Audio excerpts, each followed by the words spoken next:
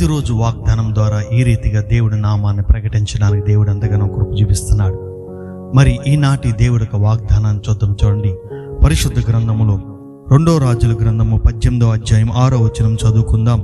అతడు యెహోవాని హత్తుకొని ఆయనని వెంబడించడములో వెనుక తీయక ఆయన మోషేకు ఆజ్ఞాపించిన ఆజ్ఞలన్నింటినీ కైకొనుచునెను.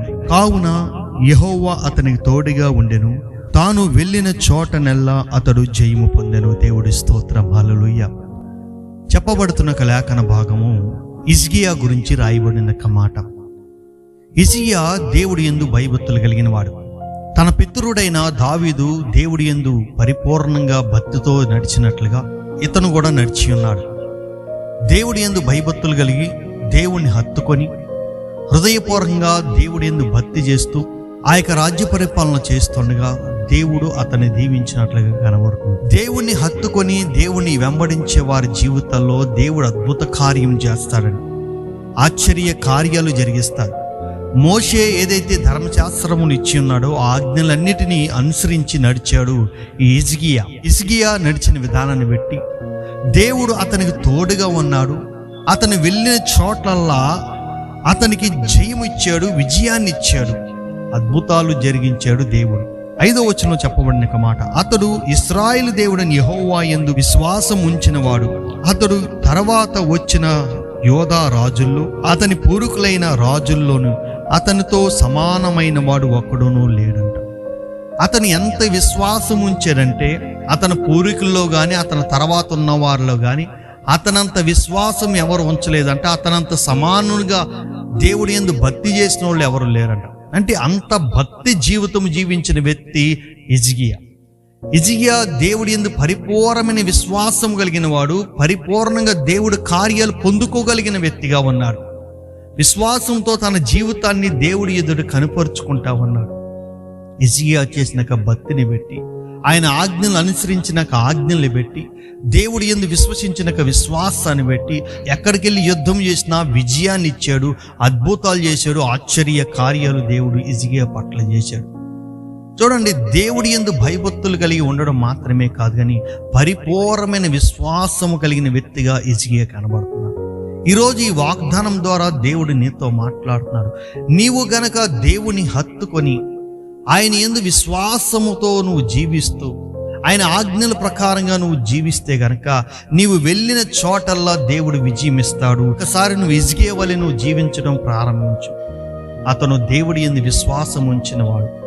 అతని తరముల్లో కానీ అతని ముందు తరములో కానీ అతనంతా విశ్వాసం ఉంచిన వారు ఎవరు కనబడలేదు. పరిపూర్ణంగా విశ్వాసం ఉంచినవాడు, అన్య దేవతల విగ్రహములన్నీ పడగొట్టినవాడు, ఆ యెహోవాని నిజదేవునిగా ఆరాధించిన వ్యక్తి, పూర్ణమైన విశ్వాసంతో కలిగిన వ్యక్తి, దేవుడు ఆజ్ఞలను కట్టలను అనుసరించిన వ్యక్తి, దేవుడికి చిత్త ప్రకారంగా జీవించిన వ్యక్తి, దేవుని హత్తుకున్న వ్యక్తి. అందుకే దేవుడు అతనికి తోడై ఉన్నాడు. దేవుడు అతని చేస్తున్న ప్రతి ఒక్క యుద్ధములోని దేవుడు విజయాన్ని ఇచ్చాడు. ఒకనొకదిన మరణకరమైన వ్యాధి వస్తే ఆ మరణకరమైన వ్యాధిలోంచి దేవుడు విడిపించాడు, స్వస్థపరిచాడు. 15 సంవత్సరాల ఆయుష్ను కూడా ఇచ్చాడు. హిజ్కియా జీవితంలో చేసిన దేవుడు నీ జీవితంలో చేయడా? మనం కూడా హిజ్కియా వల్లే మనం బ్రతికితే గనక ఖచ్చితంగా మన జీవితంలో దేవుడు ఆరోగ్యాన్ని ఇస్తాడు, ఆయుష్ని ఇస్తాడు, విజయాన్ని ఇస్తాడు. మనతో పాటు ఆయన ఉంటాడు, మన పక్షాన ఉంటాడు, మనకు తోడుగా ఉంటాడు. మరి అట్టి గొప్ప దీవెనలు మనకు రావాలంటే హిజ్కియా వలె దేవుడిని హత్తుకునే వారిగా ఉండాలి. దేవుడి యందు విశ్వాసం కలిగిన వ్యక్తిగా ఉండాలి. దేవుడి యొక్క మార్గములు, దేవుడి యొక్క చిత్తములు ఎరిగిన వారిగా ఉండాలి. దేవుడి యొక్క ఆజ్ఞల ప్రకారంగా జీవించిన వారిగా ఉండాలి. అప్పుడు దేవుడి యొక్క వాగ్దానము మన జీవితంలో నెరవేర్చబడుతుంది. నీ జీవితంలో ఈ వాగ్దానం నెరవేర్చబడాలని దేవుడు ఈరోజు నీతో మాట్లాడుతున్నాడు. హిజ్కియా వలె నువ్వు జీవించినట్లయితే గొప్ప కార్యాలు నువ్వు కూడా పొందుకుంటావు. దేవుడి యందు పరిపూర్ణంగా విశ్వాసం ఉంచండి. ఆ విశ్వాసముతో దేవుడి దగ్గర గొప్ప కార్యాలు మనం పొందుకుంటాం.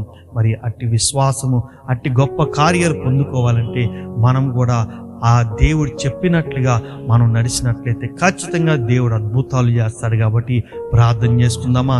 మహాపరిశుద్ధుడ మహోన్నతుడా, నీకే వందనాలయ్యా.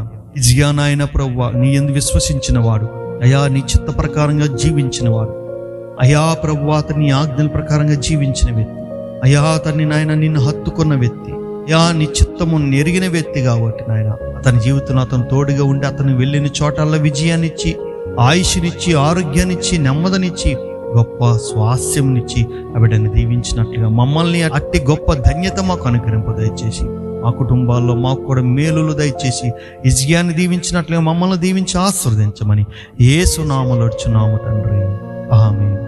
ప్రియ సహోదరులారా, వాగ్దానము దేవుడొక మాట, ఆ మాటను మనం విశ్వసించి నమ్మి మనం దేవుడికి వాగ్దానాన్ని ఎత్తిపెట్టి ప్రార్థన చేస్తే ఖచ్చితంగా హిజ్కియా జీవితంలో చేసిన కార్యాలు నీ జీవితంలో కూడా గొప్ప కార్యాలు జరిగిస్తారు. మరి వాగ్దానం విన్న మీరు మీ మట్టికే కాక అనేక మందికి షేర్ చేయండి, సబ్స్క్రైబ్ చేయండి, లైక్ చేయమని చెప్పండి. దాని ద్వారా దేవుడికి సువార్త విస్తరించబడింది.